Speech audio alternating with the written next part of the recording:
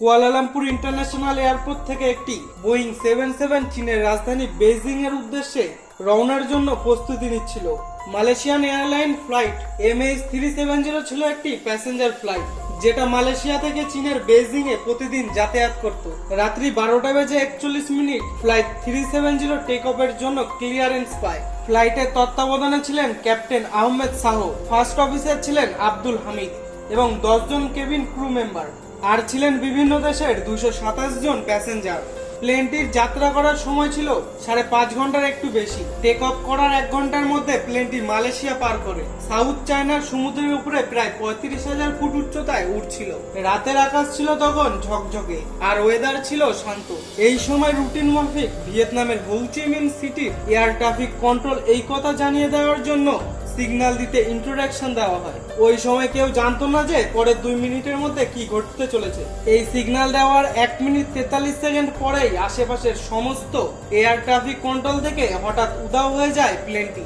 এই প্লেনটিতে 2টি ট্রান্সপন্ডার থাকার কারণেও হঠাৎ করে রাডার থেকে উধাও হয়ে যাওয়াটা একটি রহস্যের সৃষ্টি করে। বিশেষজ্ঞরা মনে করেন যে 2টি ট্রান্সপন্ডার একসাথে কাজ করা বন্ধ করে দেয়, অথবা কেউ ইচ্ছে করে 2টি ট্রান্সপন্ডার বন্ধ করে দিয়েছিল। এরপরেও বিমানের সাথে অনেকবার যোগাযোগ করার চেষ্টা করা হয়েছিল, কিন্তু আর কোনোভাবে যোগাযোগ করা যায়নি। কিন্তু যেটার আশঙ্কা করা হয়েছিল সেটাই ঘটে। পরের দিন বেইজিং এ রুটিন মাফিক প্লেনটি আর ল্যান্ড করেনি, অর্থাৎ মাঝ আকাশে পুরো প্লেনটি ভ্যানিশ হয়ে যায় এবং এর কিছু সময় পরে প্লেনটিকে অফিসিয়ালি মিসিং বলে ঘোষণা করা হয়। ফ্লাইট 370 হারিয়ে যাওয়ার ঘটনাটি মালয়েশিয়ার এয়ারলাইনকে চিন্তিত করে তোলে। তাছাড়া দ্রুত একটি কমিটি গঠন করে প্লেনটিকে খুঁজে বের করার জন্য।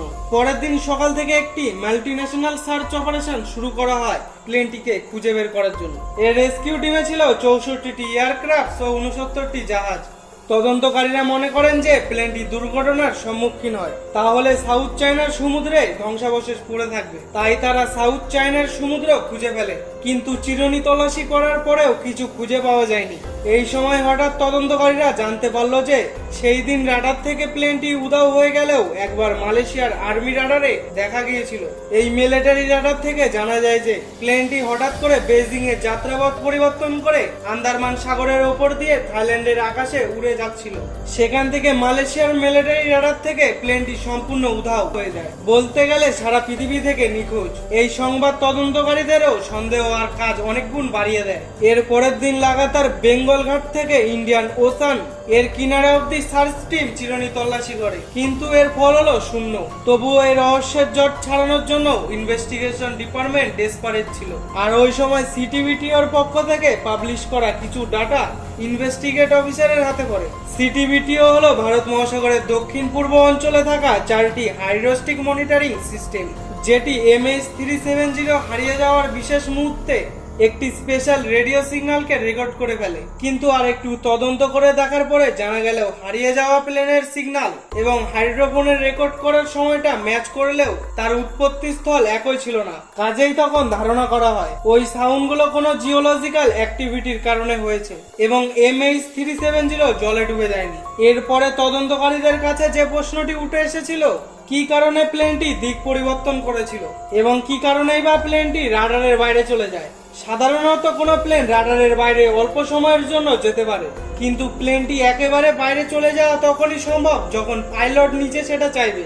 অর্থাৎ নতুন করে আরেকটি প্রশ্ন উঠে আসে যে কেন পাইলট এটা চাইবে। তাহলে প্লেনটি কি হাইজ্যাক হয়েছিল? হাইজ্যাকাররা পাইলটকে এটি করতে কি বাধ্য করেছিল?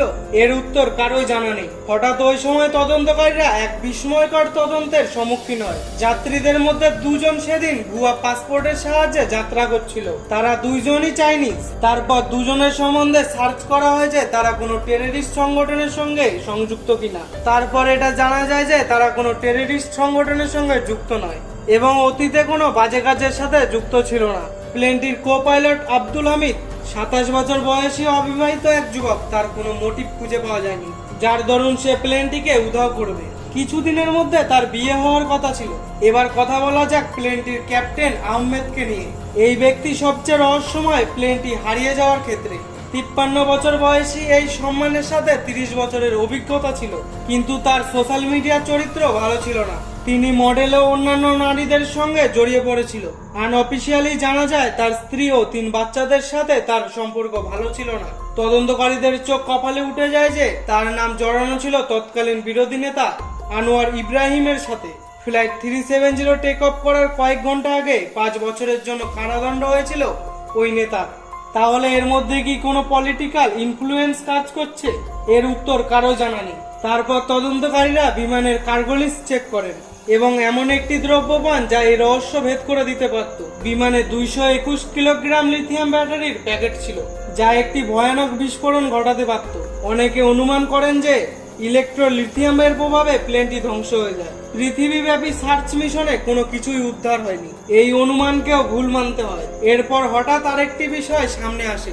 ঘটনার 16 দিন পর একটি স্যাটেলাইট থেকে জানা যায় প্লেনটি সব রাডার থেকে সম্পর্ক হারানোর পরেও স্যাটেলাইটে সিগন্যাল পাঠায়। ওই সিগন্যালগুলি পরীক্ষা করে যেটা জানা যায় যে প্লেনটি মিলিটারি রাডার থেকে হারিয়ে যাওয়ার পরেও 5 ঘন্টা যাত্রা করেছিল, কিন্তু কোন স্থানে যাত্রা করেছিল সেটা স্যাটেলাইট সিগন্যাল থেকে জানা সম্ভব নয়। এবার তদন্তকারীরা অফিসিয়ালি জানিয়ে দেয় যে MH370 বিমান হারিয়ে যাওয়ার রহস্য সমাধান করা সম্ভব নয়। এর থেকেই তৈরি হয় বিভিন্ন বিতর্কিত মতবাদ। একটি লেটেস্ট থিওরি থেকে অনুমান করা যায় যে এমন কিছু দ্রব্য ওই প্লেনে ছিল যে কেউ চাইছিল না যে ওই প্লেনটি বেইজিং এ পৌঁছয়, আর তারা প্লেনটি আটলান্টিকায় ল্যান্ড করায় এবং লুকিয়ে ফেলে। আর একটি কনফারেন্স থিওরি থেকে জানা যায় যে প্লেনটি ডাইরেক্ট সমুদ্রে ক্র্যাশ করে। 1,20,000 মাইল খোঁজার পরেও প্লেনটির কোনো অংশ পাওয়া গেল না এবং এর উত্তর আজও কারো কাছে জানা নেই। আর MH370 বিমান উধাও হয়ে যাওয়ার ঘটনাটা আজও পৃথিবীর সবথেকে বেশি আশ্চর্যিত রহস্যগুলির মধ্যে নিজের স্থান করে নিয়েছে।